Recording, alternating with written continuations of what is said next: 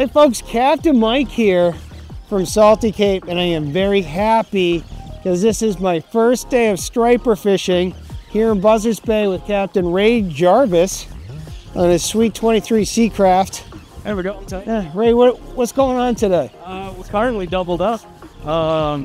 We are in Upper Buzzards Bay. We're chasing some bait around, and we got a lot of surface speeds going down, but there's a lot of bass pushing through the area. So really, we're just trying to stay with the bait, and by doing so, we're giving ourselves opportunities to get on these early season bass. And speaking of early season bass, it's time to land this guy back here.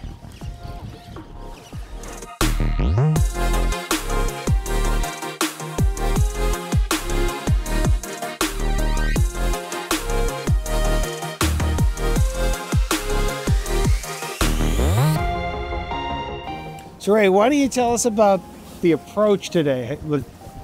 So what we're trying to do really is kind of get upwind of these fish. We can't really run and gun to these fish, so we're really doing the walk and gun. I love the walk and gun. It's working great in this situation, and so we're able to kind of walk up past these schools of fish that we're finding and do kind of a slow to medium drift past them.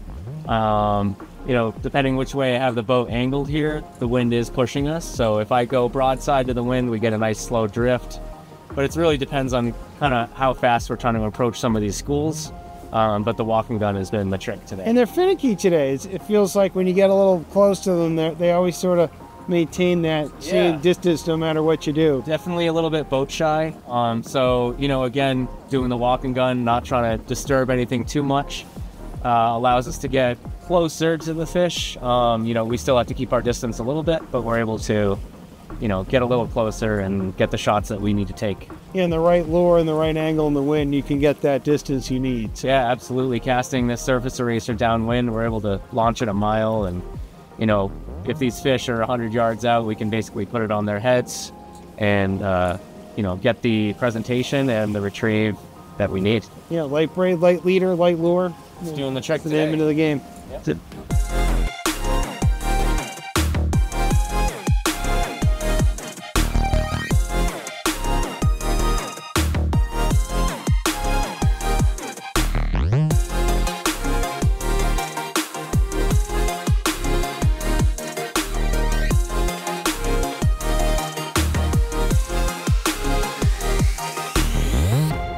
All right, so today we're fishing Upper Buzzards Bay. You know, historically, this is a great area to fish early in the season. You know, you're getting warmer water temperatures. We get a lot of bait that funnels through this area and congregates in this area as well. So obviously the predators aren't going to be too far behind that bait. And generally, I like to focus on upper bays, shallower type areas this time of year, but Buzzards Bay really has all the elements we're looking for, where we have several tributaries and estuaries spilling into the bay, which just leads to plenty of bait, plenty of predators, and plenty of opportunity.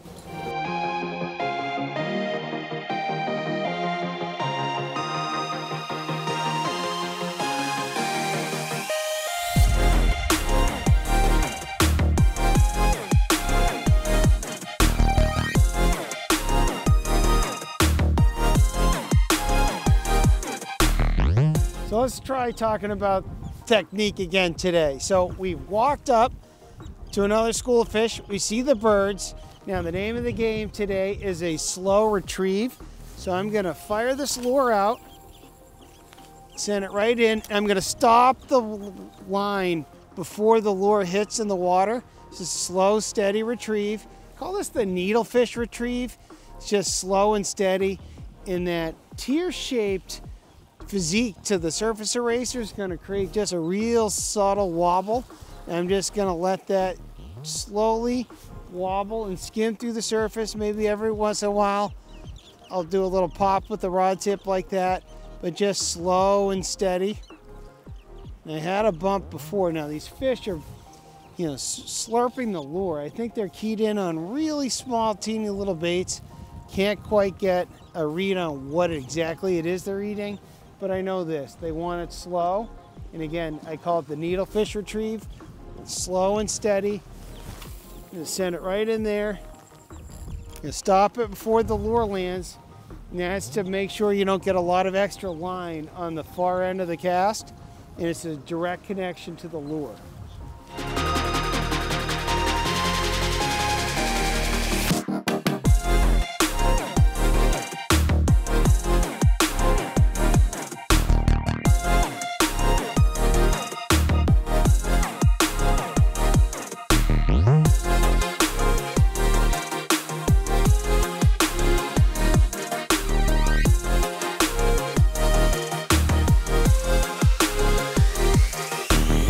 Well, that's what I like.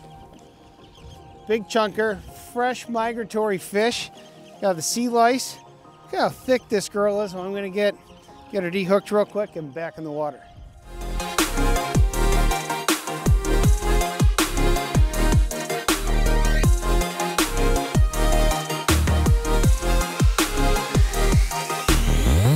So I'm gonna leave a rod's length of line here. That's gonna give me the range to lean in on this fish, grab my leader, rod in the gunnel.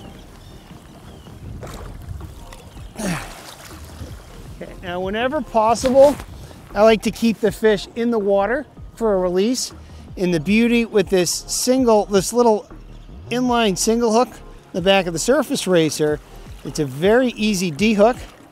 Hook pops right out. The fish never left the water. And swim it a little bit and send it off. Nice, healthy, easy release.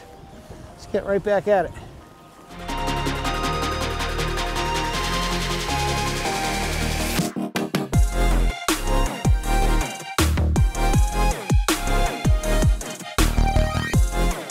So here's the outfit we're using today.